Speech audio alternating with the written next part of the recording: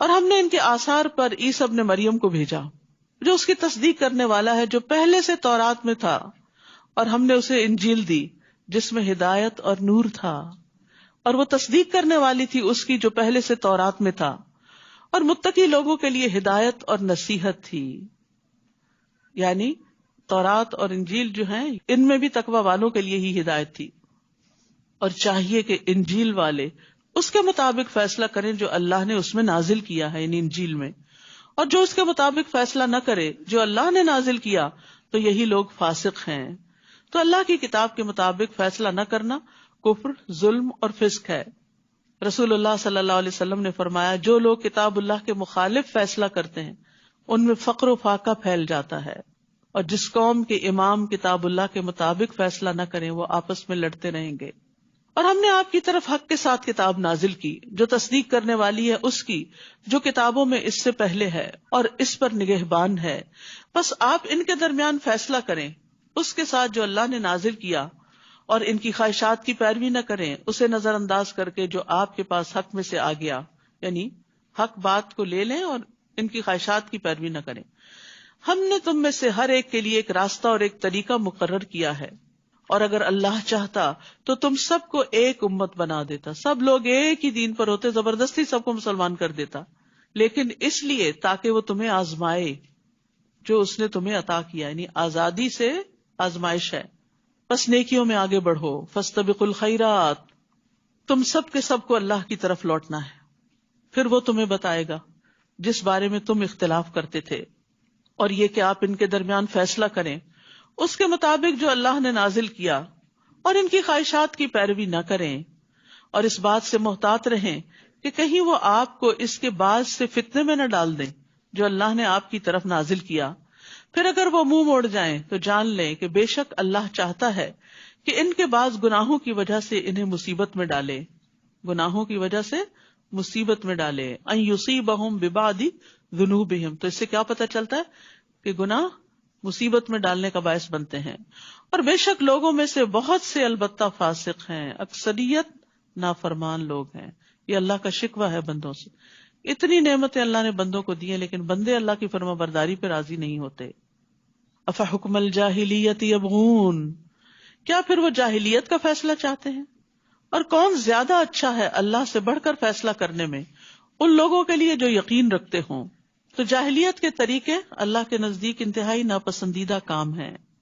یعنی جو کلچر اور جو رسم و رواج اور جو طور طریقے دور جاہلیت میں رائج تھے ان کو دین بنا لینا اور ان سے اٹریکٹ ہونا اور ان رسموں کی پیروی کرنا، یہ اللہ کے نزدیک ناپسندیدہ کام ہے.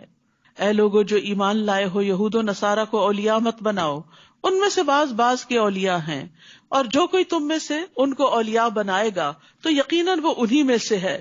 بے شک اللہ ظالم قوم کو ہدایت نہیں دیتا.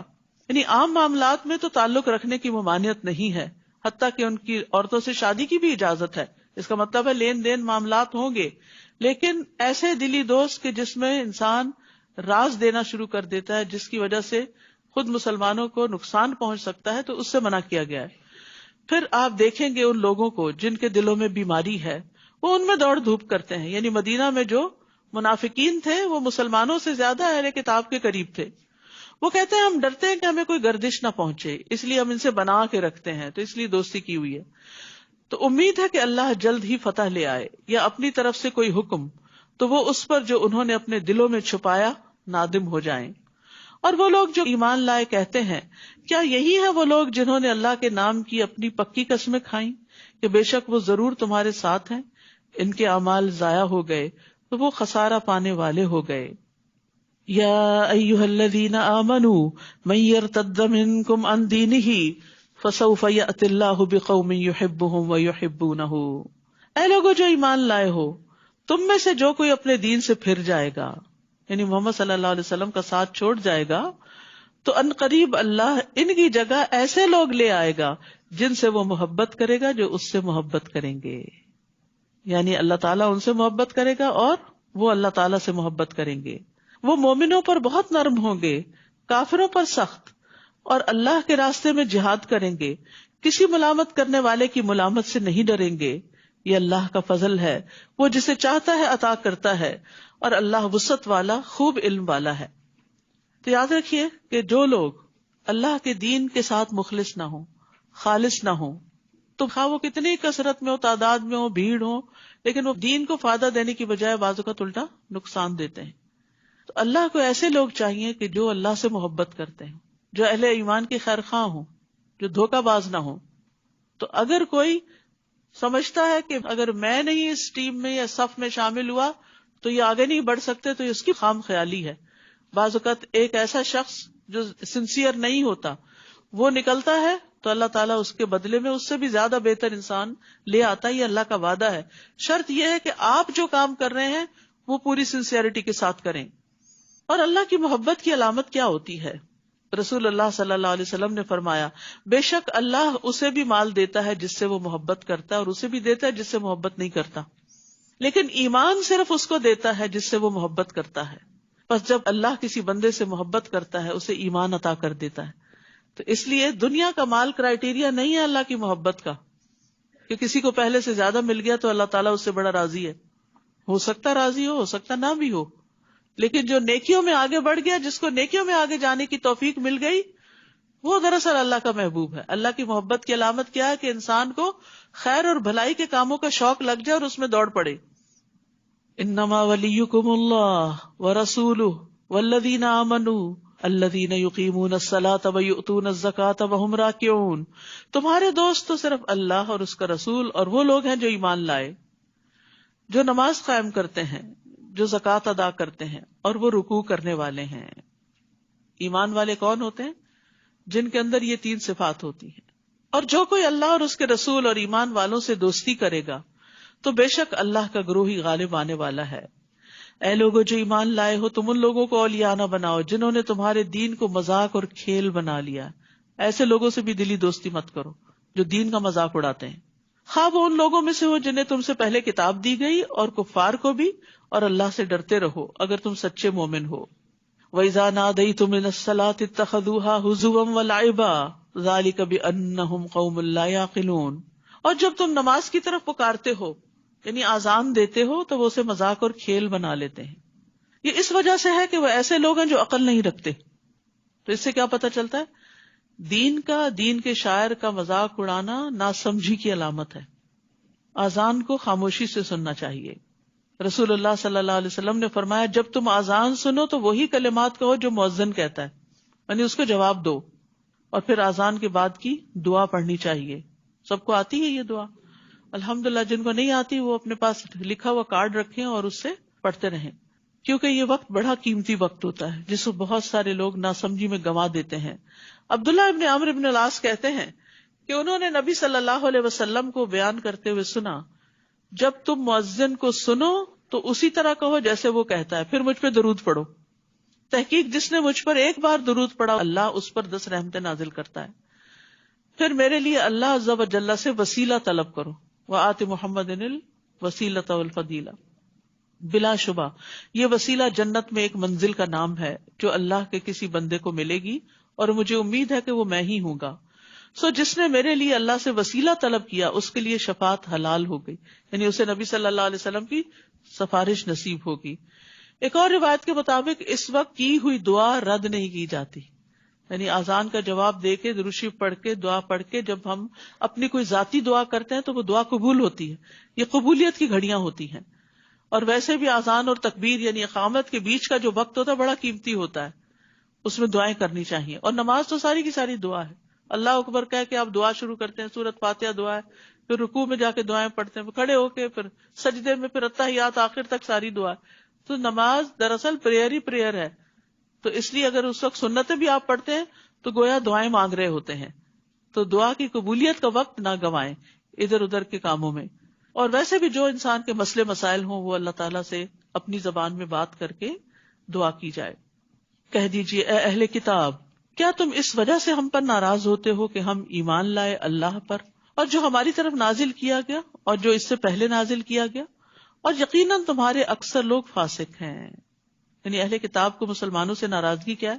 کہ یہ قرآن میں آنے والی تعلیمات کو کیوں فالو کرتے ہیں۔ کہہ دیجئے کیا میں تمہیں اللہ کے نزدیک سزا کے اعتبار سے اس سے بدتر انسان کے بارے میں نہ بتاؤں جس پر اللہ نے لعنت کی اور اس پر غضبناک ہوا، اور ان میں سے بندر اور خنزیر بنا دیے، اور جس نے طاغوت کی بندگی کی ہو، اور یہی لوگ درجے میں بدترین اور سیدھے راستے سے زیادہ بھٹکے ہوئے ہیں. یعنی دنیا میں بھی اللہ تعالیٰ نے نمونے دکھائے سزا کے، جب لوگوں نے اللہ کے حکم کی سری نافرمانی کی، جیسے سبت کے دن زیادتی کی تو اللہ نے ان کو بندر بنا دیا، اور اسی طرح دیگر مواقع پر بھی. اور جب وہ تمہارے پاس آتے ہیں کہتے ہیں ہم ایمان لائے، حالانکہ حقیقت یہ ہے کہ وہ کفر کے ساتھ داخل ہوئے اور اس کفر کے ساتھ ہی نکل گئے. یہ صرف دھوکہ تھا ایک، اور اللہ اسے زیادہ جانتا ہے جسے وہ چھپاتے ہیں، جو کفر اپنے دل میں چھپائے ہوئے ہیں. آپ ان کی اکثریت کو دیکھیں گے کہ وہ گناہ اور زیادتی کے کاموں میں اور اپنے حرام کھانے میں خوب دوڑ دھوپ کرتے ہیں. یقیناً کتنا برا ہے جو عمل وہ کرتے ہیں. ربانی اور علماء انہیں ان کے گناہ کی باتیں کرنے اور حرام کھانے سے کیوں نہیں روکتے؟ یقیناً کتنا برا ہے جو وہ کیا کرتے ہیں. تو یاد رکھیے، برائی سے منع نہ کرنے والا ویسا ہی ہو جاتا ہے جیسے برائی کرنے والا. نیکی کی طرف بلانے والا آنے والے کے ثواب کو بھی لے لیتا ہے، اس کو بھی ملتا ہے اور اس کو بھی ملتا ہے. اور اسی طرح جو برائی سے روکتا نہیں تو وہ بھی اس گناہ میں شریک ہو جاتا ہے. وقالت الیہود ید اللہ مغلولہ غلت ایدیہم ولعنوا بما قالوا بل یداہ مبسوطتان. اور یہود کہتے ہیں کہ اللہ کا ہاتھ بندھا ہوا ہے، نعوذ باللہ، کہ اللہ بخیل ہے. باندھ دیے گئے ہاتھ ان کے، اور وہ لعنت کیے گئے اس قول کی وجہ سے. یعنی اللہ کے بارے میں بری بات کرنا کوئی مذاق ہے؟ جو ایسا کرے گا اس پر کیا ہے؟ لعنت ہے. وہ اللہ کی رحمت سے دور ہے کیونکہ اس نے اللہ کو ناراض کر دیا. بلکہ اس کے دونوں ہاتھ کھلے ہوئے ہیں، وہ جس طرح چاہتا ہے خرچ کرتا ہے. یعنی جتنا چاہتا ہے خرچ کرتا ہے، جتنا چاہتا ہے جس کو عطا کرتا ہے. اور یقیناً جو کچھ آپ پر آپ کے رب کی طرف سے نازل کیا گیا ہے وہ ان کی اکثریت کو سرکشی اور کفر میں ضرور بڑھا دے گا. اور ہم نے ان کے درمیان قیامت کے دن تک کے لیے عداوت اور بغض ڈال دیا. جب کبھی انہوں نے تمہارے خلاف جنگ کے لیے آگ بھڑکائی، اللہ نے اسے بجھا دیا، اور وہ زمین میں فساد کی کوشش کرتے ہیں، اور اللہ فساد کرنے والوں کو پسند نہیں کرتا. حدیث میں آتا ہے کہ اللہ سے بڑھ کر کوئی صبر کرنے والا نہیں جو تکلیف دہ بات سن کر صبر کرے. ہم نے کسی کو کچھ دیا نہیں ہوتا، صرف سلام دعا ہی ہوتی ہے. اگر وہ ہمیں گھور کے بھی دیکھے یا کوئی ایسا جیسے میں، تو ہم اس سے لڑ پڑتے ہیں، ہم سے صبر نہیں ہوتا. اللہ رب العزت جس نے تمام انسانوں کو وہ سب کچھ دیا جو ان کے پاس ہے، وما بکم من نعمت فمن اللہ، اس کے باوجود وہ اللہ کے بارے میں نعوذ باللہ غلط باتیں کرتے ہیں. تو اللہ سبحانہ تعالیٰ پھر بھی صبر کرتے ہیں، ان کو فوری سزا نہیں دیتے کہ ادھر کسی نے مذاق اڑایا دین کا یا اللہ سبحانہ تعالیٰ کا یا کسی رسول کا تو اللہ تعالیٰ اس کی زبان میں ہی پکڑ لے. نہیں، ایسا نہیں ہوتا. رسول اللہ صلی اللہ علیہ وسلم نے فرمایا، تکلیف دہ بات سن کر اللہ سے زیادہ صبر کرنے والا کوئی نہیں. لوگ اس کا بیٹا ہونے کا دعویٰ کرتے ہیں اور اس کا ہمسر بنا دیتے ہیں، پھر بھی وہ انہیں عافیت دیتا ہے، ان کی حفاظت کرتا ہے، ان کو رزق دیتا ہے اور انہیں کئی نعمتیں عطا کرتا ہے. اللہ اکبر، یہ ہے اللہ کا حوصلہ. اور اگر نافرمانیوں کی بجائے یہ لوگ اطاعت کرتے، وَلَوْ أَنَّ أَهْلَ الْكِتَابِ آمَنُوا وَاتَّقَوْا لَكَفَّرْنَا عَنْهُمْ سَيِّئَاتِهِمْ وَلَأَدْخَلْنَاهُمْ جَنَّاتِ النَّعِيمِ. اور اگر بے شک اہل کتاب ایمان لاتے اور تقوی اختیار کرتے تو ہم ضرور ان سے ان کی برائیاں دور کر دیتے اور ہم ضرور انہیں نعمتوں والے باغات میں داخل کرتے، دنیا میں بھی نعمتیں عطا کرتے. دنیا میں سب سے بڑی نعمت والا باغ انسان کا اپنا دل ہے، جس میں قرار ہو، اطمینان ہو، سکون ہو. اور یہ قرار آ نہیں سکتا جب تک انسان 100% اللہ کی عبادت یا اطاعت میں اپنے آپ کو نہ لگائے، اللہ کی طرف جب تک رخ نہ کرے، اللہ سے نہ مانگے. تو یہ کتنا بڑا وعدہ ہے کہ اگر اہل کتاب ایمان لاتے اور تقویٰ کرتے، اللہ سے ڈرتے، تو ضرور ان سے ان کی برائیاں، ان کی تکلیفیں دور کر دیتے. تو یہ مسائل کے حل کا نسخہ ہے، تکلیفوں کو دور کرنے کا ذریعہ ہے، ایمان بڑھانا اور تقوی اختیار کرنا. اور اگر وہ تورات قائم کرتے اور انجیل قائم کرتے اور جو کچھ ان کے رب کی طرف سے ان کی طرف نازل کیا گیا ہے، تو یقیناً وہ اپنے اوپر سے کھاتے اور اپنے پاؤں کے نیچے سے بھی. آسمان بھی دھن برساتا، رزق برساتا اور زمین بھی اگلتی. ان میں سے ایک گروہ میں آنا رو ہے اور ان میں سے زیادہ تر لوگ برا ہے وہ جو عمل کرتے ہیں. تو اس سے کیا پتہ چلتا ہے کہ اگر انسان اللہ کی کتاب کے مطابق زندگی بسر کرتا ہے تو دنیا کی نعمتیں بھی حاصل ہوتی ہیں. تو قائم کرنے کا مطلب کیا ہے؟ علم اور عمل کے ساتھ معاملہ کرنا. ابن عباس کہتے ہیں کہ اوپر سے بارش اور نیچے سے نباتات. ایک قول یہ بھی ہے کہ ہم ان کا رزق اتنا وسیع کر دیتے کہ وہ مسلسل کھاتے رہتے، ان کو کمی نہ آتی. اور یہ اللہ کا وعدہ ہے، وَمَن يَتَّقِ اللَّهَ يَجْعَل لَّهُ مَخْرَجًا وَيَرْزُقْهُ مِنْ حَيْثُ لَا يَحْتَسِبُ. جو اللہ سے ڈرے گا اللہ اس کے لیے ہر مشکل سے نکلنے کا راستہ بنا دے گا اور اسے وہاں سے رزق دے گا جہاں سے وہ سوچ بھی نہیں سکتا. تو علم کی وجہ سے بھی رزق ملتا ہے. انس بن مالک رضی اللہ عنہ کہتے ہیں کہ نبی صلی اللہ علیہ وسلم کے زمانے میں 2 بھائی تھے، جن میں سے ایک تو نبی صلی اللہ علیہ وسلم کی خدمت میں آتا تھا اور دوسرا بھائی کماتا تھا. چنانچہ کمانے والے بھائی نے اپنے بھائی کے بارے میں نبی صلی اللہ علیہ وسلم سے شکایت کی کہ یہ کچھ کام نہیں کرتا، یہ آپ ہی کے پاس بیٹھا رہتا ہے. آپ نے فرمایا شاید کہ تم اس کی وجہ سے ہی رزق دیے جاتے ہو، تمہیں جو اللہ نے وسعت دی ہوئی ہے وہ اس کام میں لگنے کی وجہ سے دی. اور قرآن تو ویسے ہی بابرکت کتاب ہے، کتاب انزلناہ الیک مبارک. بعض مفسرین کہا کرتے تھے ہم قرآن پڑھنے میں مشغول ہوئے تو ہمیں دنیا میں برکات اور بھلائیوں نے ڈھانپ لیا، کیونکہ یہ بھلائیاں صرف آخرت کے لیے نہیں دنیا کے لیے بھی ہیں. پھر فرمایا یا ایھا الرسول بلغ ما انزل الیک من ربک، اے رسول پہنچا دیجئے جو آپ کی طرف آپ کے رب کی طرف سے نازل کیا گیا ہے. اور اگر آپ نے ایسا نہ کیا تو آپ نے اس کا پیغام نہیں پہنچایا اور اللہ آپ کو لوگوں سے بچائے گا. بے شک اللہ کافر قوم کو ہدایت نہیں دیا کرتا. یاد رکھیے جو کچھ رسول کی طرف آیا ہے ما انزل الیک من ربک، وہ وحی کی روشنی میں آیا، وہ وحی ہے. وہ اپنی طرف سے باتیں نہیں کرتے تھے اور اپنے دل کی خواہشات پر مبنی تعلیمات نہیں دیتے تھے. تو اسی لیے حدیث پر ایمان لانا جو صحیح احادیث ہیں وہ بھی ضروری ہے. حسان بن عطیہ کہتے ہیں کہ جبریل علیہ السلام نبی صلی اللہ علیہ وسلم کے پاس سنت لے کر اترتے تھے، یعنی قرآن کے علاوہ سنت بھی اترتی تھی. جس طرح آپ کو قرآن سکھاتے اسی طرح سنت کی تعلیم بھی دیتے. رسول اللہ صلی اللہ علیہ وسلم نے فرمایا جان لو ان قریب ایک وقت آنے والا ہے کہ کسی شخص کو میری کوئی حدیث پہنچے گی اور وہ تکیہ لگائے ہوئے اپنی مسند میں بیٹھا ہوگا، ریلیکس ہو کے کاؤچ پہ بیٹھا ہوگا اور کہے گا ہمارے اور تمہارے درمیان اللہ کی کتاب ہی کافی ہے، بس جو کچھ اس میں حلال پائیں گے اسے حلال سمجھیں گے اور جو اس میں حرام پائیں گے اسے حرام سمجھیں گے، یعنی صرف قرآن کافی ہے. جبکہ حقیقت یہ ہے کہ جسے اللہ کے رسول نے حرام کیا وہ بھی اسی طرح حرام ہے جسے اللہ نے حرام کیا.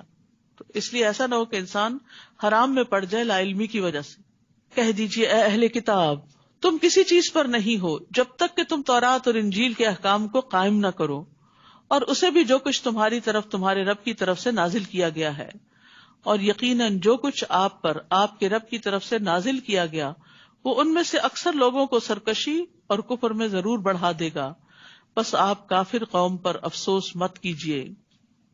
بے شک وہ لوگ جو ایمان لائے اور وہ لوگ جو یہودی بن گئے اور جو صابی ہیں اور جو نصارہ ہیں، جو کوئی بھی اللہ اور یوم آخرت پر ایمان لایا اور اس نے نیک عمل کیے تو ان پر کوئی خوف نہ ہوگا اور نہ ہی وہ غمگین ہوں گے. سبحان اللہ. ایمان اور عمل صالح کا نتیجہ کیا ہے؟ خوف اور رنج سے نجات. غم اور خوف 2 چیزیں انسان کو گھن کی طرح چاٹ جاتی ہیں، تو ان 2 چیزوں سے نجات حاصل ہو جاتی ہے اگر انسان ایمان لائے اور عمل صالح کرے. پھر فرمایا یقیناً ہم نے بنو اسرائیل سے پختہ عہد لیا اور ہم نے ان کی طرف کئی رسول بھیجے.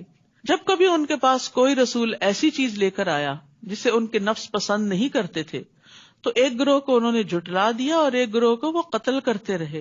استغفر اللہ. یعنی اللہ کی طرف سے آنے والے رسولوں کے ساتھ بھی اتنی بڑی بڑی زیادتیاں کی اور انہوں نے سمجھا کہ کوئی فتنہ واقع نہ ہوگا، یعنی کچھ نہیں ہوتا. بہت دفعہ انسان بڑے سے بڑا گناہ کر کے کہتا ہے کچھ نہیں ہوتا، سب چلتا ہے. تو وہ اندھے اور بہرے ہو گئے. پھر اللہ ان پر مہربان ہوا، پھر دوبارہ ان میں سے اکثر حق سے اندھے اور بہرے ہو گئے. اللہ اس کو خوب دیکھنے والا ہے جو وہ عمل کرتے ہیں. یعنی معافی مانگ لی، تھوڑا سا سیدھے رستے پہ، پھر دوبارہ اسی ڈگر پہ چل پڑے. لقد كفر الذين قالوا ان الله هو المسيح ابن مريم وقال المسيح يا بني اسرائيل اعبدوا الله ربي وربكم.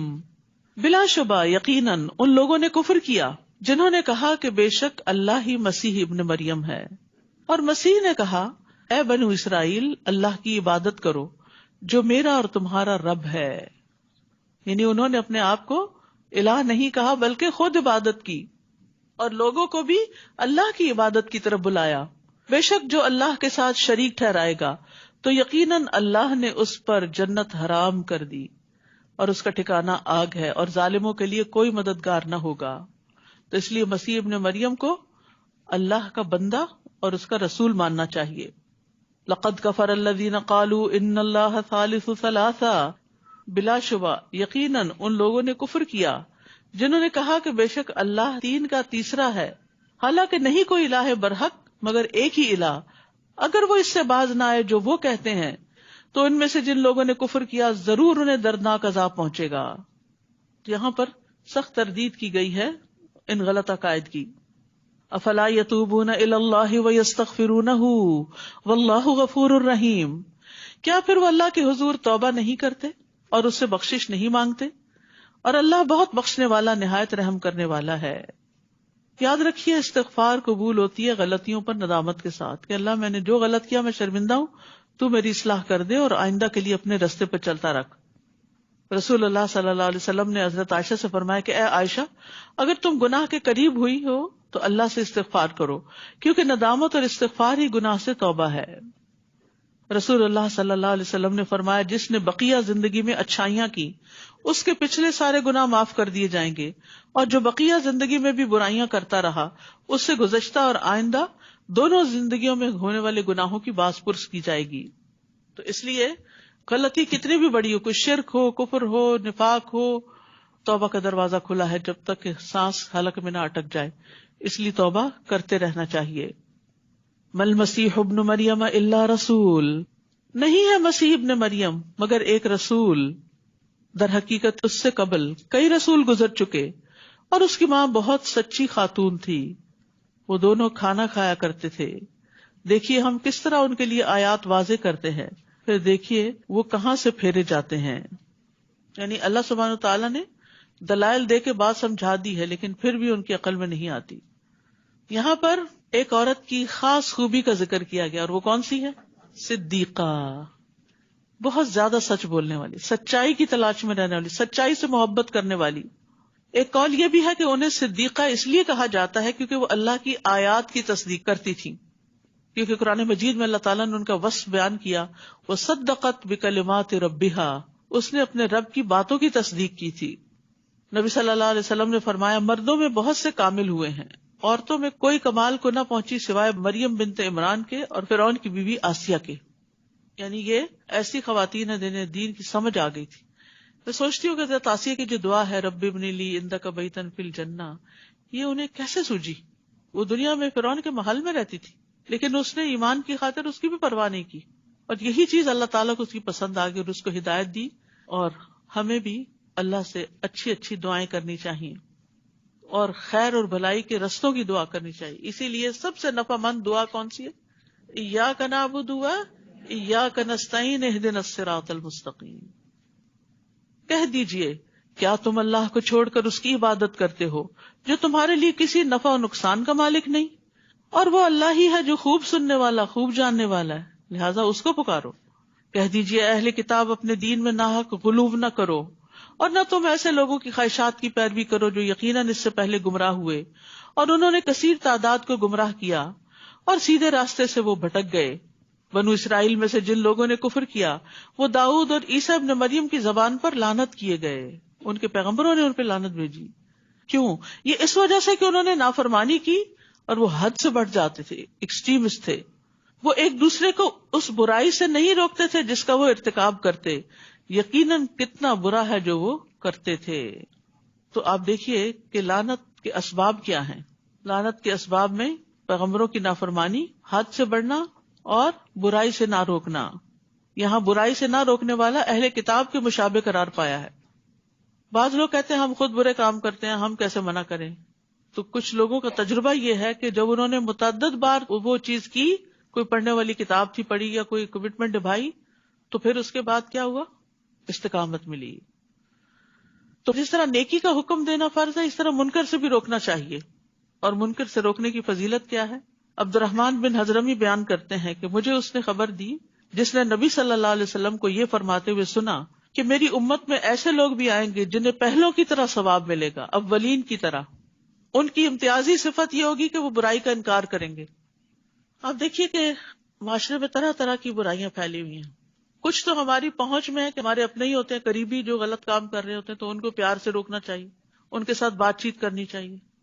بعض اوقات ہسبینڈ کسی غلط کام میں مبتلا ہو جاتے ہیں، کوئی حرام کمانے لگتے ہیں یا کوئی رشوت لینے لگتے ہیں یا اور اس طرح کا کوئی غلط کام کرنے لگتے ہیں. کبھی آپ کے نوٹس میں آتا، کبھی نہیں آتا.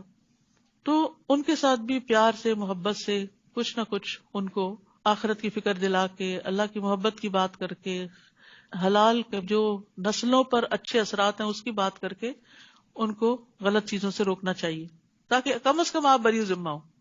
دوسرا یہ کہ کچھ رشتے دار ہوتے ہیں تو بعض اوقات شادی بیاہ کے موقع پر ایسی رسمیں کرتے ہیں، اتنا اسراف کرتے، اتنی فضول خرچی کرتے ہیں، یا ایسا لباس پہنتے ہیں کہ اللہ کو ناراض کرنے والا ہے. سراسر اللہ نے عورت کی جو خوبصورتی بنائی ہے وہ اس کے چھپانے میں ہے، اس کے لباس کو زینت بنایا ہے، نہ کہ لباس کو اتار دینا یا ایسے لباس پہننا کہ جو پہن کے بھی ننگے ہوں. کتنی سخت ہے وہ حدیث کہ وہ عورتیں جنت کی خوشبو نہ پا سکیں گی جو کپڑے پہن کے بھی ننگی رہیں، چاہے ٹائٹ ہو چاہے سی تھرو ہو. لیکن پتہ ہے برائی ہے، خود کرتے ہوئے بھی برا نہیں لگتا اور دوسروں کو بھی نہیں روکتے. اپنے بچوں کو بھی روکنے کی ضرورت ہے. یہ نہیں کہ پیچھے ہی پڑ جائیں، لیکن اس برائی سے نفرت کا ایک اظہار ضروری ہے کہ میں اس سے راضی نہیں. ہو سکتا ہے کسی دن اللہ ان کو بھی توفیق دے کہ وہ اس سے بچ جائیں. آپ ان کی اکثریت کو دیکھتے ہیں کہ وہ ان لوگوں کو اولیاء دلی دوست بناتے ہیں جنہوں نے کفر کیا. یقیناً کتنا برا ہے جو انہوں نے اپنی جانوں کے لیے آگے بھیجا کہ اللہ ان پہ ناراض ہوا اور وہ عذاب میں ہمیشہ رہنے والے ہیں. اگر وہ اللہ پر اور نبی پر اور اس پر ایمان لاتے جو اس کی طرف نازل کیا گیا تو وہ انہیں اولیاء نہ بناتے، مگر ان میں سے اکثر نافرمان ہیں. لَتَجِدَنَّ أَشَدَّ النَّاسِ عَدَاوَةً لِلَّذِينَ آمَنُوا الْيَهُودَ، یقیناً آپ ضرور لوگوں میں سے ایمان والوں کی دشمنی میں سب سے زیادہ سخت یہود کو پائیں گے، اور ان لوگوں کو جنہوں نے شرک کیا. اور آپ ضرور ان میں ایمان والوں کے لیے محبت میں سب سے زیادہ قریب ان لوگوں کو پائیں گے جنہوں نے کہا کہ بے شک ہم نصارہ ہیں. یہ اس لیے کہ ان میں علماء ہیں اور راہب ہیں، اور کیونکہ وہ تکبر نہیں کرتے. تو جو تکبر نہیں کرتا وہ کسی کے ساتھ بھی بنا کے رکھ سکتا ہے. تو اللہ سبحانہ وتعالی ہمیں بھی علم عطا کرے، زہد عطا کرے، اور ہمیں تکبر سے بچائے اور انسانیت کی خیر خواہی کے کاموں کے لیے چن لے. وآخر دعوانا ان الحمد للہ رب العالمین.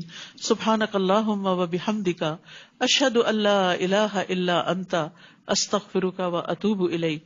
السلام علیکم ورحمۃ اللہ وبرکاتہ.